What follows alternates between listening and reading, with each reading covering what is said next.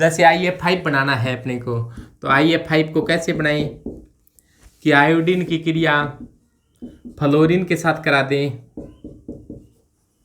तो क्या बन जाएगा, गरम कर दें इसके साथ आयोडीन को, फ्लोरीन की आधिक्य में गरम कर दिया जाए, तो क्या होगा, IF5 का निर्माण हो जाएगा।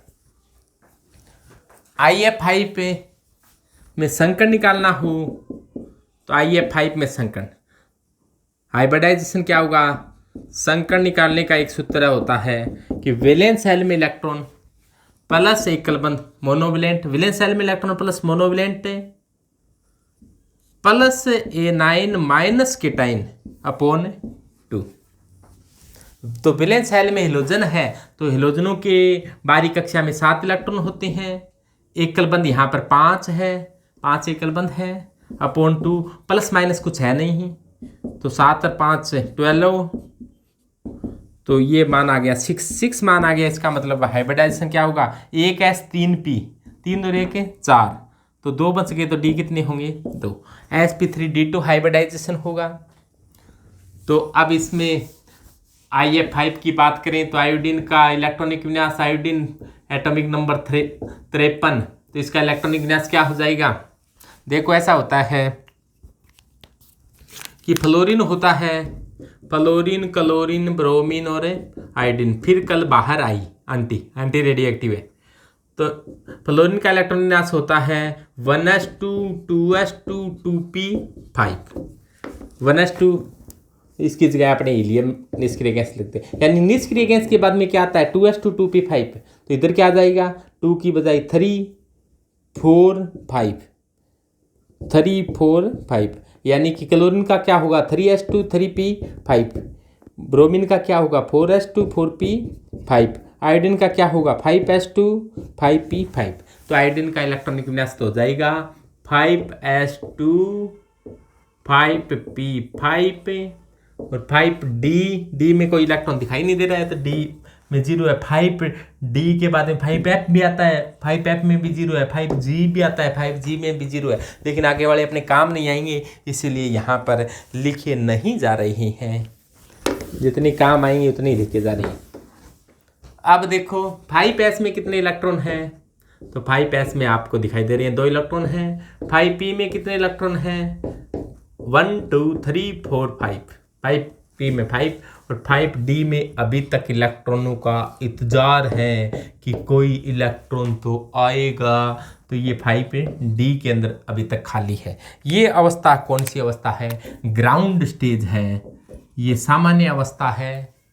एक्साइटेड स्टेज में क्या होता है कि यहाँ वाला इलेक्ट्रॉन छलांग लगाकर यहाँ चला जाता है, जबकि यहाँ वाला इलेक्ट्रॉन छलांग लगाकर यहाँ चला जाता है।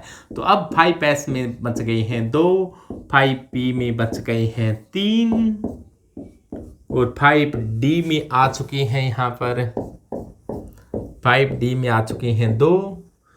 हाइब्रिडाइजेशन क्या है, sp3d2, 1s3p और 2d। तो देखो 1s हाइब्रिडाइजेशन में काम आएगा, 3p काम आएंगे और 2d काम आएंगे। कौन कौन काम आया, 1s काम आया, 3p और 2d काम आया, तो हाइब्रिडाइजेशन हो गया sp3d2 हाइब्रिडाइजेशन। और ज्योमेट्री क्या है, ज्योमेट्री होनी चाहिए अष्टफलकीय sp3d2 की। अष्टफलकीय तब होती है जब कोई लोन पेयर नहीं होता, यहाँ पर एक लोन पेयर आ गया, इसका मतलब अष्टफलकीय नहीं होगी। यहाँ पर देखो जुड़ने वाले एकल इलेक्ट्रॉन है उसके साथ जुड़ने वाली होंगी, जुड़ने वालों की संख्या 5 है, यहाँ पर फ्लोरीन भी 5 है, तो फ्लोरीन आया जुड़ गया। इस प्रकार से यहाँ पर सहसंयोजक बंध बना है, सिग्मा बंध का निर्माण हो गया। ये लोन पेयर है, लोन पेयर का ज्यामितीय निर्माण में योगदान होता नहीं।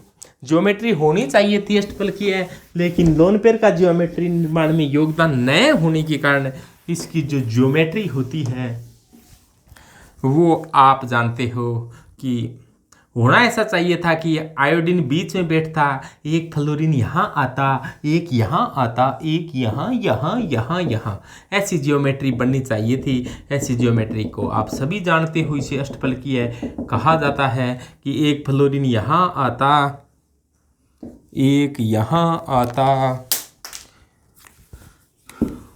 एक यहाँ आता, एक यहाँ, यहाँ, यहाँ, एक यहाँ आता, एक यहाँ आता, लेकिन आई एफ है, ये तो गया आई एफ 6 है, लेकिन अपने पास जुड़ने वाले कितने आई एफ 5 है, तो एक जगह क्या है, खाली पड़ी है, और खाली जगह पर कौन बैठे हैं, लोन पेयर, तो ये बैठे लोन पेयर। और लोन पेयर का ज्योमेट्री निर्माण में कोई योगदान होता है क्या, ना, लोन पेयर ऐसे ही परेशान करने वाले हैं।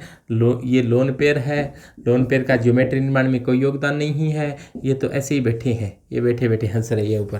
तो लोन पेयर का ज्योमेट्री निर्माण में कोई योगदान नहीं है, तो इस ज्योमेट्री को क्या कहेंगे, ऐसी ज्यामिति को तो वर्ग समतलीय कहा जाता है, और एक तरफ है फ्लोरीन, तो इसके क्या कहेंगे, स्क्वायर प्लेनर पिरामिडल। तो इस ज्योमेट्री को कहा जाता है स्क्वायर प्लेनर पिरामिडल। तो ये ज्यामिति होगी स्क्वायर प्लेनर पिरामिडल, यानी कि वर्ग समतलीय पिरामिडी। इसको क्या क्या नाम देंगे,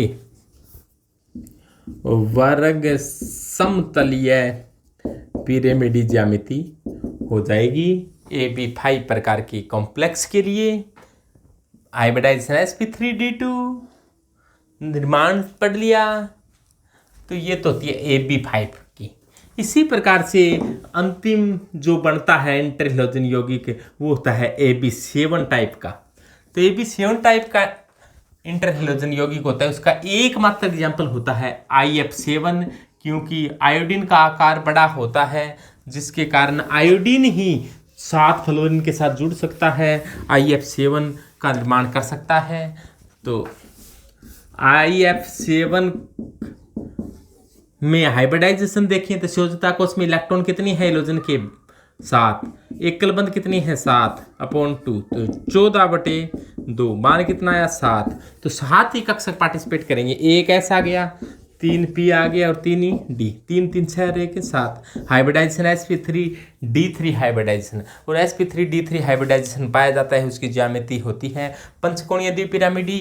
फिर भी आयोडीन का इलेक्ट्रॉनिक विन्यास देखो, 5s2 5p5 और 5d0।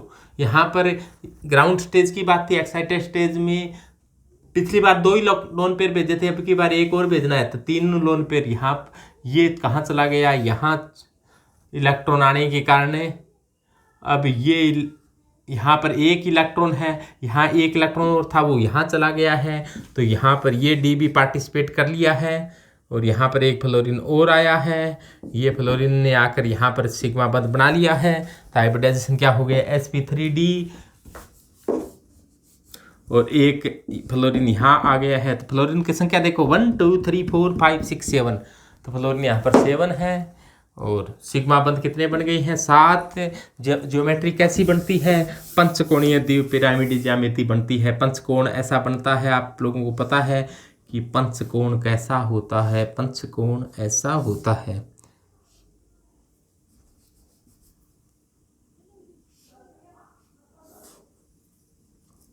तो इस ज्योमेट्री को कहेंगे अपने, एक आयोडीन बीच में बैठ जाएगा, ये देखो ये बीच में बैठेगा, और ये देखो यहाँ पर विराजमान होता हुआ कि आयोडीन बीच में बैठ चुका है। ये लो जी, ये आयोडीन एक फ्लोरीन को ऊपर बिठा रखा है, एक फ्लोरीन को नीचे बिठा रखा है, एक फ्लोरीन को आगे बिठा रखा है, एक फ्लोरीन को पीछे पीछे, साइड में, वाइड में।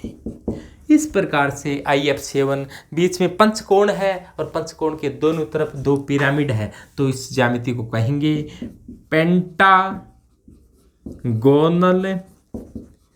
Bi pyramidal. इस ज्योमेट्री को कहा जाता है पंचकोणीय द्विपिरामिडल, पंचकोणीय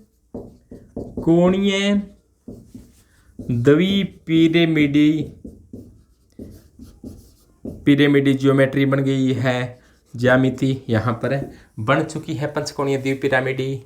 और बंद कोण है वो कितने कितने के हो गए, ये पंचकोण है टोटल 360 के होते हैं, तो इस प्रकार से ये कोण कितने का है, ये 72 का है। 360 को 5 पार्टों में डिवाइड करो, 72 का है, और ये ऊपर और नीचे वाले इन सभी के साथ 90 डिग्री का एंगल बनाते हैं, तो 5 90 डिग्री के ऊपर, 5 90 डिग्री के नीचे, तो 10 तो क्या है, 10 कोण है वो 90 डिग्री के हैं, और 5 कोण हैं वो कितने डिग्री के हैं? 72 डिग्री के हैं। तो पंचकोणीय द्विपिरामिडी IF7 की यहाँ पर जियोमेट्री होती है।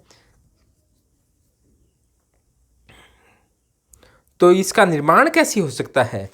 IF5 को गर्म कर दिया जाए। इनका निर्माण करना बहुत ही सरल काम है कि IF5 को गर्म कर दिया जाए। तो इसके 2 अणु IF5 को गर्म कर दिया जाएगा तो IF7 बन जाएगा। तो देखो टोटल 5 2 10 थे, 7 एक तरफ आ गए तो बचे कितने? 3। तो IF3 और IF7 बढ़ जाते हैं IF5 को गर्म करने पर। तो IF7 का निर्माण भी बहुत सरल काम है। तो ये तो थे इंटरहेलोजन यौगिक। तो इंटरहेलोजन यौगिक यहाँ पर कंप्लीट होते हैं। तो पॉलीएलाइड। तो पॉलीएलाइड क्या होते हैं? देखो पॉलीएलाइड को आप ऐसे समझो, जैसे मान लो पॉलीहेलाइड, जैसे आयोडीन है और किसी आयोडाइड से क्रिया कर ले तो क्या बन जाएगा? I3-। तो ये क्या हो गया? एक प्रकार का पॉलीहेलाइड। पॉलीहेलाइड का अर्थ जब हेलोजन ज़्यादा एक साथ हो जाए तो इसे कहा जाता है पॉलीहेलाइड। तो ये पॉलीहेलाइड का यहाँ पर निर्माण हो चुका है। तो I2 + I- = I3-। तो अब I3- में हाइब्रिडाइजेशन क्या होगा? तो I3- में हाइब्रिडाइजेशन की बात करें अपने, तो I3- को आप ऐसे ध्यान रखना कि I2- है, I2- है। तो इसकी बाहरी कक्षा में कितने इलेक्ट्रॉन हैं? संयोजकता कोश में इलेक्ट्रॉन, वैलेंस शेल में इलेक्ट्रॉन, संकर निकालने के लिए वैलेंस शेल में electron plus monovalent plus A9 - cation upon 2 होता है। तो संयोजकता कोश में इलेक्ट्रॉन 7, एकल बंध 2 प्लस एनाइन, यानी कितने इलेक्ट्रॉन ग्रहण किए हैं? 1। कोई त्यागा है नहीं, ग्रहण 1 किया है। तो 7 और 3 10/2 मान आ गया 5 आ गया। तो हाइब्रिडाइजेशन क्या होगा? sp3 डिहाइब्रिडाइजेशन होगा यहाँ पर। कैसे? देखो ध्यान से। आयोडीन का इलेक्ट्रॉनिक विन्यास देखें तो आयोडीन का एटॉमिक नंबर 53। इसका इलेक्ट्रॉनिक विन्यास अभी अपने देखा कि 5s2 5p 5 5d 0। 5s में कितने इलेक्ट्रॉन हैं? 2 इलेक्ट्रॉन हैं। 5p में 5 हैं और 5d के अंदर कोई इलेक्ट्रॉन अभी तक है नहीं। तो ये बात ग्राउंड स्टेज की है। एक्साइटेड स्टेज में क्या होगा कि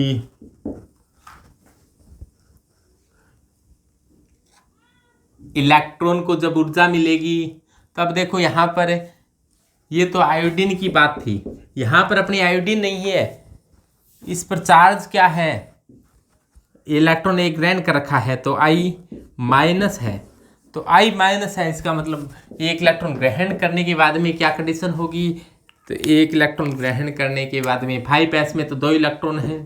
5p के अंदर पहले थे 5 इलेक्ट्रॉन, अब कितनी हो गई? 6। 1 2 3 4 5 और 6, 6 इलेक्ट्रॉन हो गए। 5d अभी तक है नहीं, 5d में कोई इलेक्ट्रॉन नहीं है। ये भी ग्राउंड स्टेज ही है। ये तो आयोडीन की ग्राउंड स्टेज थी और ये आयोडीन माइनस की है।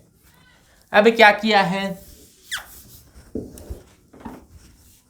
किया है? एक्साइटेड स्टेज आएगी तो एक इलेक्ट्रॉन छलांग लगाकर आगे, दूसरा एक इलेक्ट्रॉन छलांग लगाकर आगे चला जाएगा।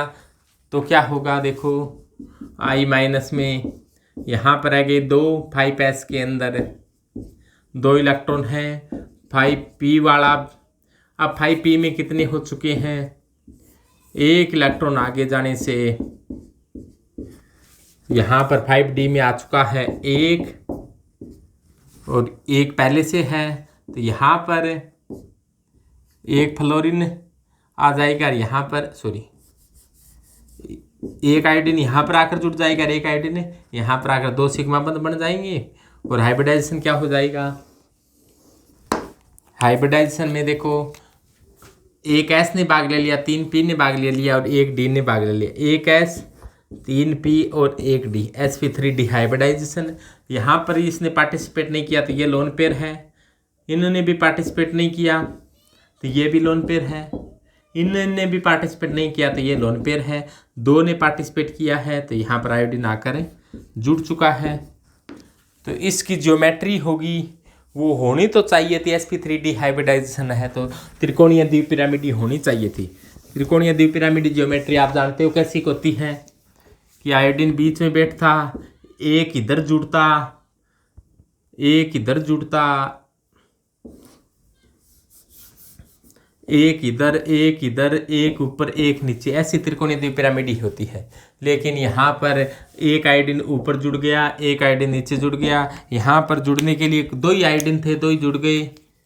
अब यहाँ पर कौन बैठा है? यहाँ पर लोन पेयर बैठा है।